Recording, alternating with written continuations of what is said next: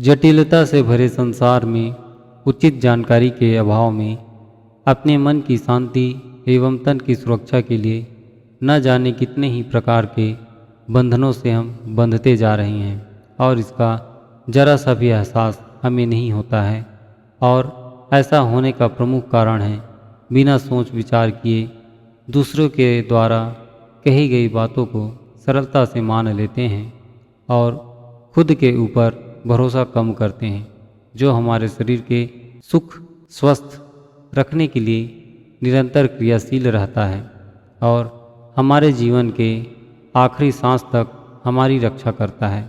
हम थोड़ा सा भ्रमित रहते हैं क्योंकि हमारे समाज में यह मान्यता बनी हुई है, यदि हमारे शरीर को किसी प्रकार का कष्ट मुसीबत आता है, रोजगार में नुकसान होता है और पारिवारिक रिश्ते बिगड़ने लगते हैं, तब हमें चमत्कारिक शक्ति की याद आती है और यह चमत्कारिक शक्ति विभिन्न देवी देवताओं के पास होता है।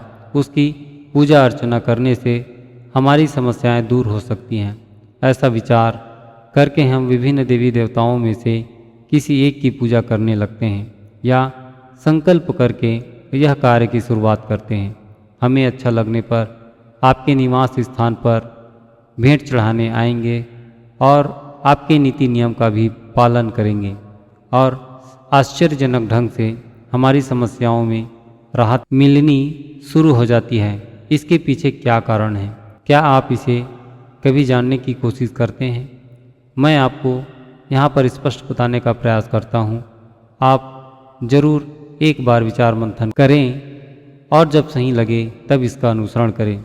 जिस समय हमारी व्यवस्था बिगड़ी हुई रहती है उस समय ध्यान से देखने पर पता चलेगा कि हम मानसिक रूप से स्थिर नहीं हैं और हमारे दिमाग पर गुस्सा, डर, उदासी, बेचैनी जैसी स्थिति बनी हुई है और इस समय हमारा मन एकाग्र होकर बस यही कल्पना करते रहता है और हम जाने अनजाने ऐसी बुराइयों से घिरे रहते हैं जिसे बाहर निकालने का कोई रास्ता ही समझ नहीं आता, या यूं कहें कि हमें ऐसा लगता ही नहीं है कि यह हमारे शरीर का बाहरी हिस्सा है जिसे हमें निकालने की आवश्यकता है।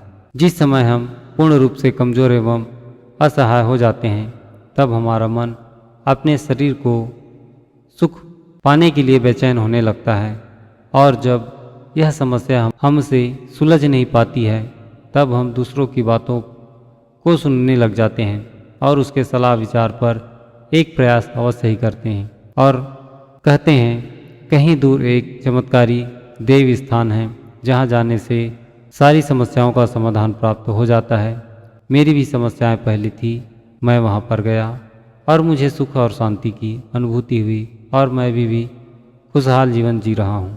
और हम अपने सारे विचार, दुख सभी को एकाग्रचित करके हम उस देव स्थान पर समाधान पाने के लिए निकल पड़ते हैं और वहाँ पर कुछ कर्म कांड करने के पश्चात हमारे मन को कुछ शांति मिलती है और यही शांति का अनुभव और उस देवी स्थान के स्मरण से हमें ऐसा लगने लगता है वहाँ की देवी साक्षात हमारे ऊपर कृपा करती है और हमारे सारे दुख कटते जा रहे हैं। ध्यान देने वाली बात यह है, जब हमारे पास दुख तकलीफ होती है उस समय हमारा मन विकारों से भरा हुआ था और अभी दैवी शक्ति की कल्पना और हमारे मन में सुख की भावना निरंतर बढ़ने से और जैसा हमारे दिमाग में जो विचार बार बार चलते हैं वैसा ही हमारे जीवन में बदलाव होता है। यह एक परम सत्य है और दैवी शक्ति एक कल्पना है, परंतु इस तथ्य से अनजान हम दैवी शक्ति को अधिक महत्व देने लग जाते हैं और कुछ वर्षों के बाद वही देवी शक्ति कमज़ोर हो जाती है और फिर हम किसी दूसरे देवी या देवता के शरण में चले जाते हैं और यह कहानी हमारे जीवन में निरंतर चलते रहती है। इन सब समस्याओं का एक ही हल है, अपने मन को एकाग्र करने की कोशिश करें और हमेशा सर्वत्र सुख शांति की कल्पना करें। जो भावना आपके दिमाग में रहेगी ठीक वैसा ही सांसारिक दृश्य हमें दिखाई पड़ते हैं।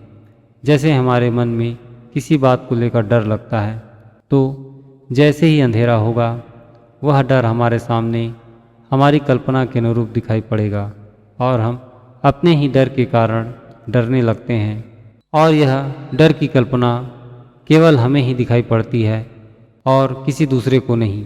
ऐसे ही न जाने कितने ही विचारधाराएं होती हैं जिसे हम बिना जाने समझे अपना लेते हैं और वही भावनाएं हमारे जीवन को बर्बाद कर देती हैं। सांसारिक प्रकृति के नियम सिद्धांत को सरलता से समझा नहीं जा सकता, किंतु इतना अवश्य होता है जितनी हम सहज भाव से रहते हैं उतने ही सुखद जीवन यापन करते हैं।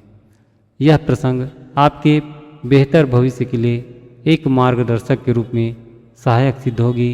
आप इन्हें अपने ज्ञान एवं अनुभव के आधार पर स्वयं सकारात्मक विश्लेषण करें।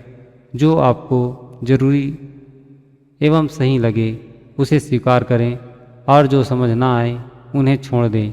इसके पश्चात ही अनुसरण करें। आप पाएंगे जो बदलाव आपके साथ होगा वह बेहद आश्चर्यजनक होगा।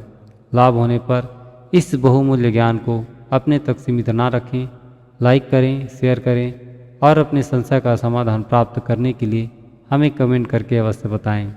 ऐसे ही प्रेरणादायक प्रसंग को सुनने के लिए इस चैनल को अवश्य ही सब्सक्राइब करें। आज के लिए बस इतना ही। आशा करता हूँ एक महत्वपूर्ण ज्ञानवर्धक प्रसंग के साथ अति शीघ्र मुलाकात होगी।